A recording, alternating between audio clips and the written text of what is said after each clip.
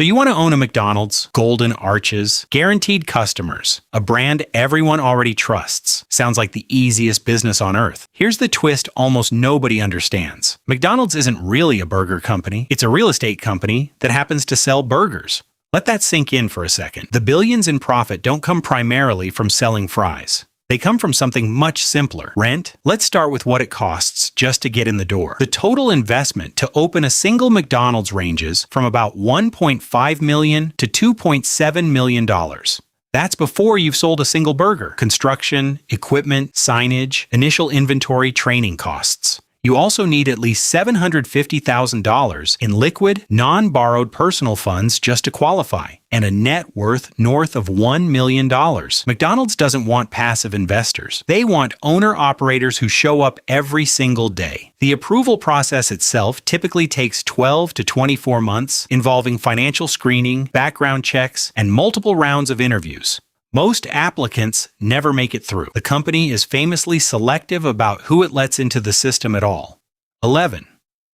The franchise fee itself is relatively small, around $45,000. That's almost a rounding error compared to everything else you're about to spend. The real money starts after you open, and this is where the structure gets genuinely strange. Every franchisee pays a royalty fee, historically 4% of gross sales, recently pushed toward 5% on new locations, the first increase in the fee in nearly 30 years. On top of that, every franchisee contributes to a national advertising fund, another 4% of gross sales minimum. So already, before rent, before food costs, before a single employee's paycheck, you're handing over 8 to 9% of everything you sell. Now here's the part that changes everything. McDonald's typically owns the land and the building your restaurant sits on. You don't buy real estate when you become a franchisee. You lease it from McDonald's forever, as long as you operate. And that rent isn't a fixed number. It's usually a percentage of your sales, often 10 to 12%. In some markets with more expensive real estate, that rent percentage can climb past 15%. In extreme cases, over 30%. Add it all up: royalty, advertising fund, rent. Franchisees can be sending 18 to 22% of every single dollar back to corporate. That's before food costs, before labor, before the electric bill. Quick pause here. If a company that owns more real estate than most REITs, disguised as a burger chain, sounds insane to you, subscribe now, because this channel breaks down one hidden business model every single week, and this one might be the strangest yet. Now here's a name almost nobody knows, even though he built the actual financial engine of this entire company: Harry Sonneborn. Ray Kroc is the name everyone recognizes, the salesman who turned a single burger stand into a global chain. Kroc first joined the original McDonald brothers as a franchise agent in the 1950s, selling milkshake machines before he ever sold burgers.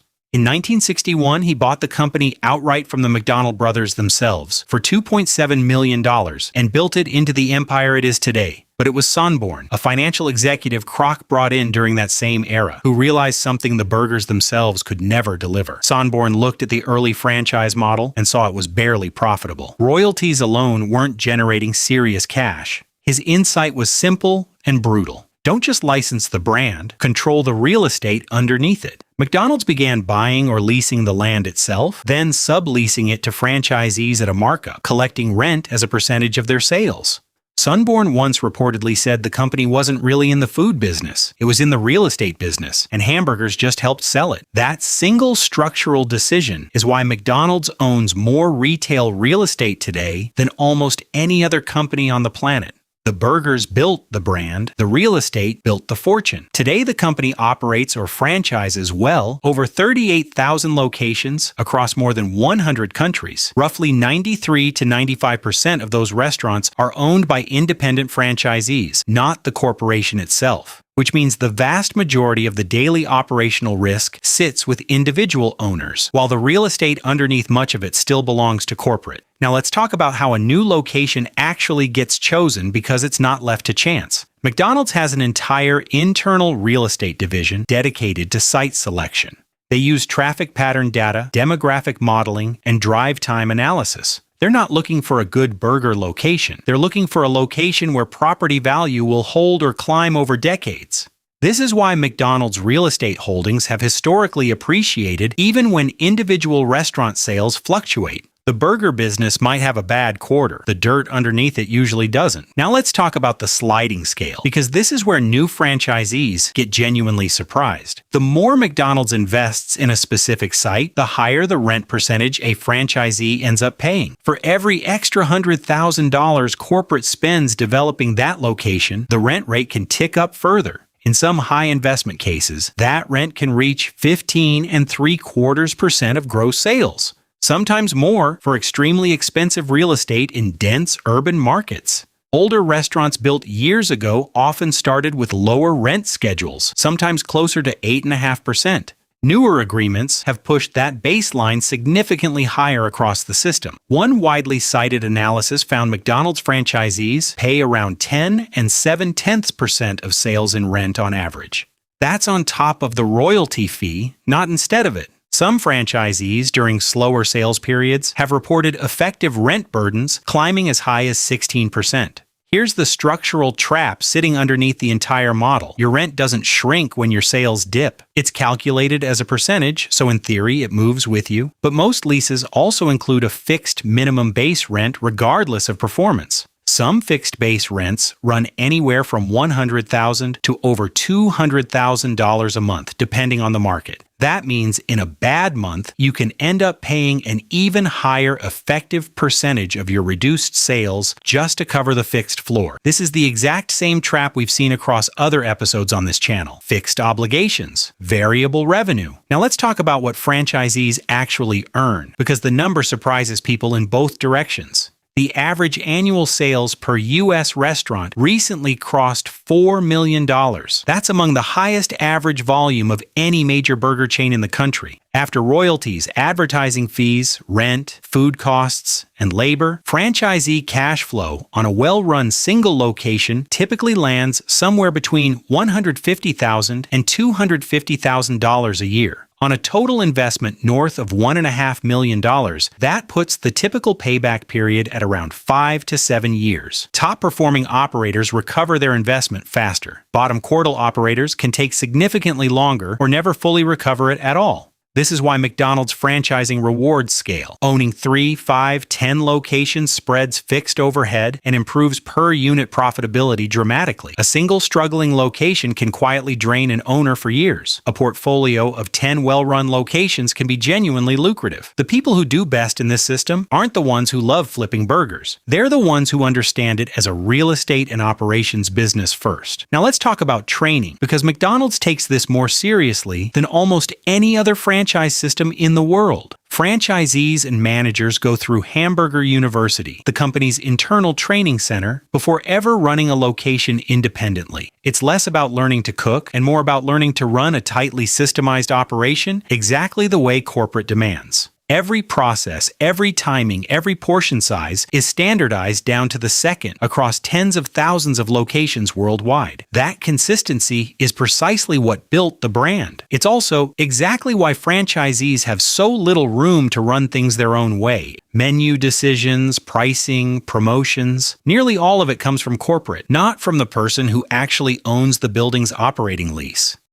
Now let's talk about what happens when this relationship goes wrong, because recently it's been going wrong in a very public way. In early 2026, the National Owners Association, a group representing McDonald's franchisees, gave the company its lowest relationship rating in the survey's entire history. The score dropped to just 1.37 out of 5. For the first time in over 20 years of running that survey, every single operator who responded opposed a set of proposed changes to national franchising standards. The friction centered on two things. Corporate began evaluating franchisee pricing decisions for what it called value compliance. That effectively second-guessed pricing independence franchisees had relied on for decades. At the same time, royalty rates on newly built units rose by roughly 25%. That added fresh pressure onto operators already carrying steep rent obligations.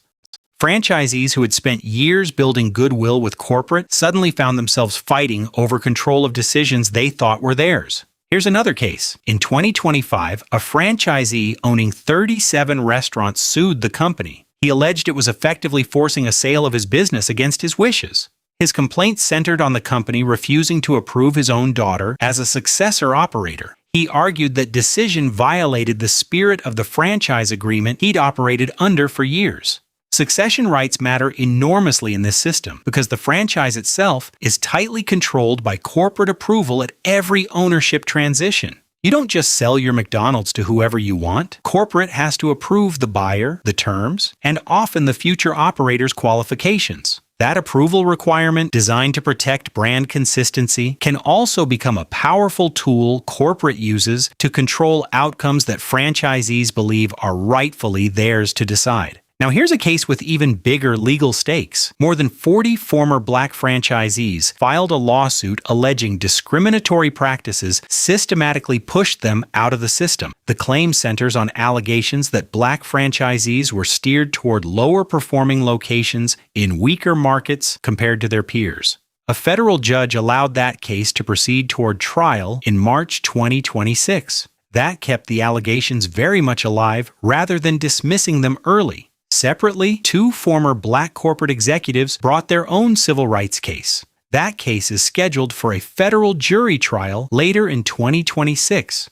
These cases strike directly at the site selection process we talked about earlier, the exact system responsible for choosing which real estate becomes valuable and which doesn't. If where you're placed determines whether you succeed or struggle, then who controls that placement controls your entire financial future in this business. There's a separate legal history worth mentioning here too. For years, McDonald's faced a no-poach antitrust class action, alleging franchise agreements restricted where former employees could work across locations. That case was eventually settled and dismissed by agreement after running through the courts since 2017. Overseas, the legal pressure has looked different but familiar in structure. In the United Kingdom, more than 700 junior staff joined claims against over 450 restaurants in the system. One former worker was awarded roughly $1 million in damages in a related case, a signal of how seriously some of these workplace claims are being treated. None of these cases individually threaten the entire system. Together, they paint a picture of a franchise relationship under more strain than the golden arches usually suggest.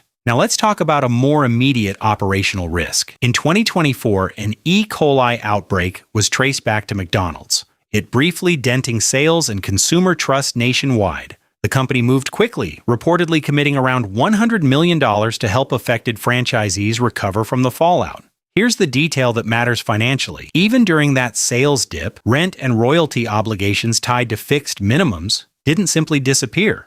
Franchisees absorbed a real hit to revenue while much of their fixed cost structure stayed exactly where it was. Sales recovered within a year, and overall average revenue kept climbing afterward. But for the franchisees living through that dip, the math in the moment was brutal. This is the same asymmetry we've seen across nearly every business on this channel. Revenue can drop overnight. Fixed obligations rarely do.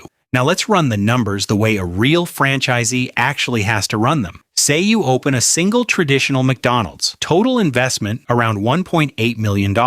Average annual sales land around $4 million, roughly matching the current national average unit volume. Royalty fee at 4% takes about $160,000 a year. Advertising fund contribution at 4% takes another $160,000 a year. Rent, averaging around 11% of sales, takes approximately $440,000 a year. Add those three together, and you're sending roughly $760,000 back to corporate before a single burger patty is purchased. That's before food costs, before labor, before the electric bill. Now subtract food costs, typically around 30% of sales. That's roughly $1.2 million a year on $4 million in revenue. Subtract labor, often another 25 to 30% of sales in most U.S. markets today. Subtract utilities, insurance, and routine maintenance on top of that. Subtract the periodic multi-$100,000 remodel requirements, corporate mandates every several years.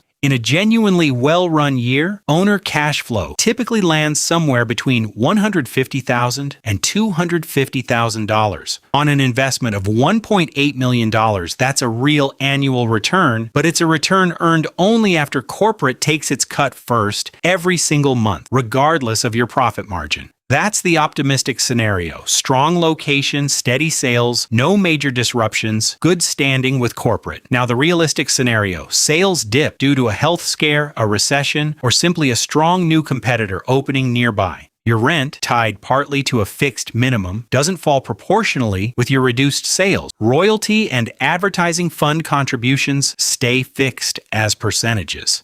They're still due regardless of your actual profitability that month. Corporate mandates a remodel, sometimes costing $500,000 to over $1 million. You have limited room to negotiate the timeline, even if cash flow is already tight. Suddenly, a location generating $200,000 in owner cash flow in a good year is barely breaking even or operating at a loss in a bad one. The difference between the good year and the bad year isn't really about how many burgers you sold. It's about how much of your revenue was already spoken for before you opened the doors that morning. Let's talk about where this business is actually headed, because the fee structure keeps climbing. Royalty rates on newly built locations have risen meaningfully in recent years. That's pushing the combined fee and rent burden higher for the newest generation of franchisees.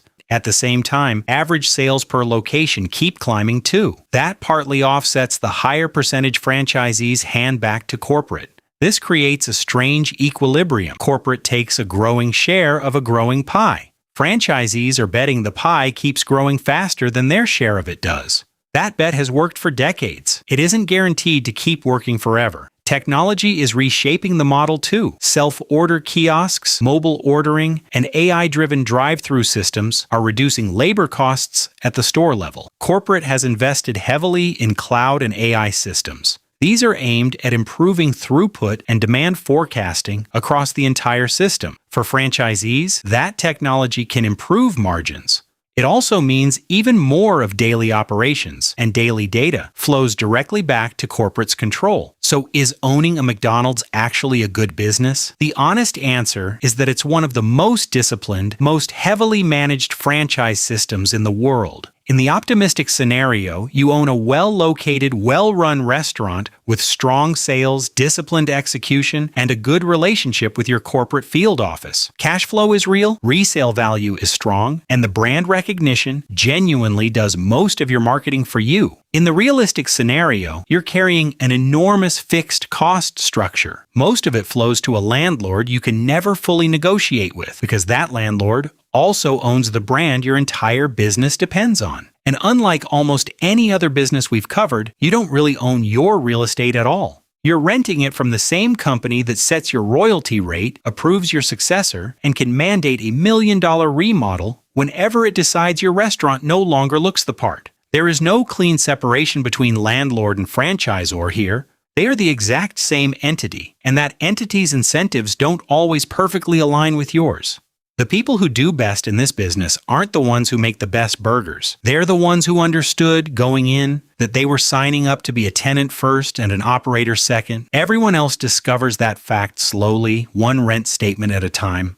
A McDonald's looks like the simplest business in the world from the outside. Buy the franchise, sell the burgers, collect the money. From the inside, financially, it's one of the most tightly controlled landlord-tenant relationships in modern commercial life. Not because the burgers are complicated, because the ground underneath every single restaurant belongs to someone else, and that someone else also happens to be your boss. The business isn't really the burgers, it's the rent.